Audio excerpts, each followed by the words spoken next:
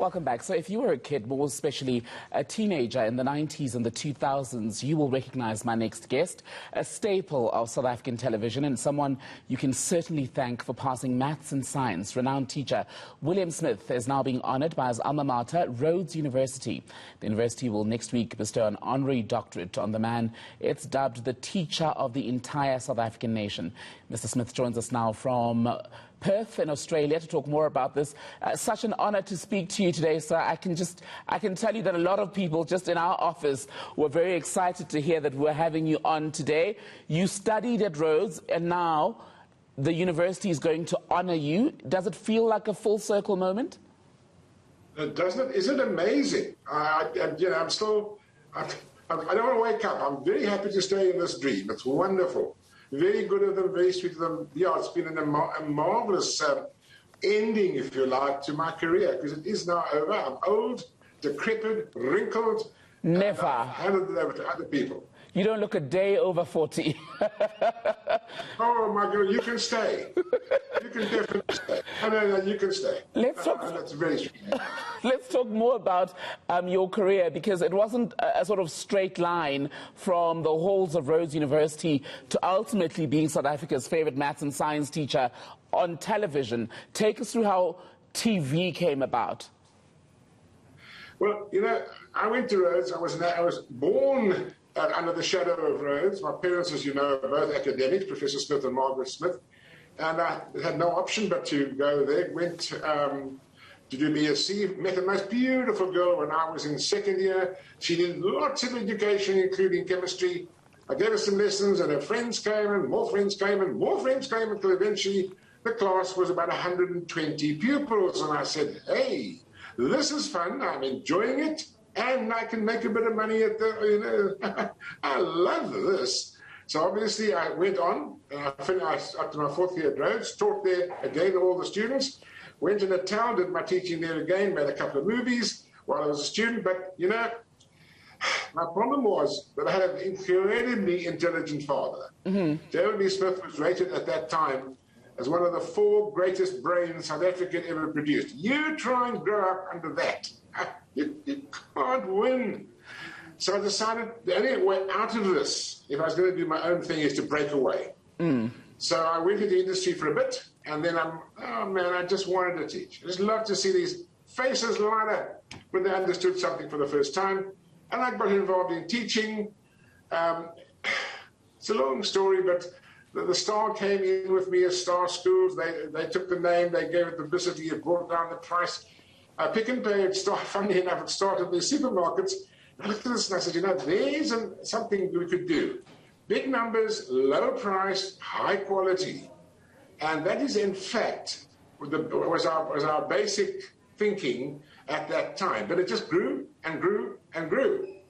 And eventually, when we had our weekend programs, the Coliseum in Commissioner Street, Johannesburg, we could see 2,000 pupils, and about 2,000 couldn't get in. And we looked at this and we said, ooh, okay, what are we going to do? We looked at radio. I didn't like it. I came to Australia, looked at their radio program. I'm living here now, so I'm going to say nothing about it. We looked at computers. Those days, I wasn't happy with them. In fact, we went across to America. My wife and I saw Steve Jobs at Silicon Valley, and he was so pleased when I said to him, believe it or not, that I don't think computers are good teachers. And he kissed me when I said that. I thought I was going to be executed. But anyway, television was interesting. It was on all over the world, and it was very second rate. And I tried to work out why. It's got everything. And then I worked out what it was. Every single person making educational television had gone into a studio made for production. And in their spare time, off time, they made education. Put it this way, they tried to. I said, no, wait a minute. This is not going to work. So what I did was, know nothing about television either. I sat down with a friend of mine, Rod Dixon, and I designed a one-man TV studio. My logic was, in a class, you don't have producers and directors and cameramen. You're alone. You control the whole thing. So why, when I make a TV program, must I have all these people?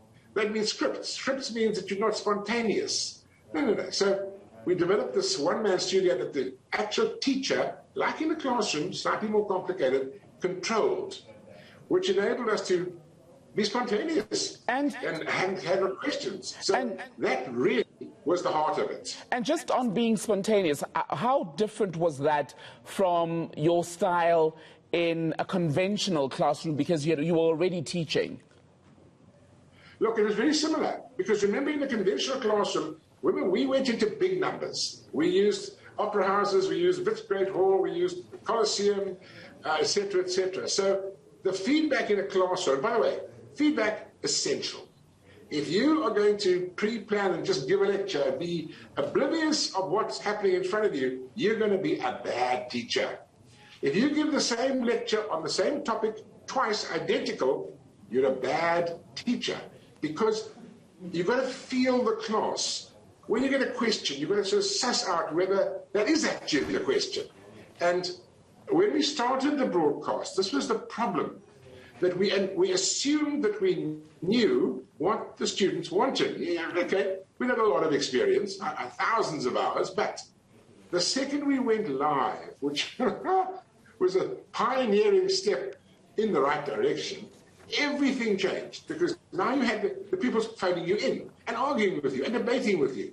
And then we had Mr. Mandela phone in, and we had engineers from the plants in industry saying, you know, I'm on the plant that you're talking about at the moment, and this is the situation.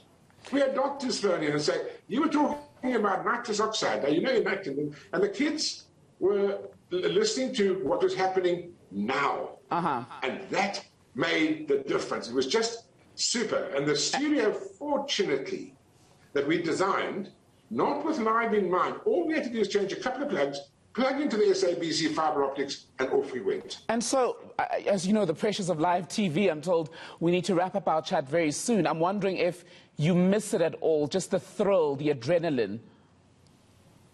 Well, sorry, I didn't get your question. Do you miss the thrill of live television and teaching on that platform? Look, you've got to accept that you get old, that your mind starts to slow down, that you forget things, and you've got to come to a realization that you have to at some time stop. And I decided to stop before the cracks started to show. I knew they were there, but I was hoping they weren't showing. And I've stepped back. Everybody knows what I've done. Some of them are trying. It's wonderful. But I must get out of the way and let the new people come in and give it a go. And how are you keeping busy now? I know you're in Perth, Australia currently. Well, I'm plaguing my wife. I do Sudoku. And I dream about the past. I'm a very contented old man. Sounds like the perfect day in the life of a young man. William Smith, good to speak to you, a veteran maths and science teacher, speaking to us ahead of being honoured by Rhodes University, his alma mater, next week with an honorary degree.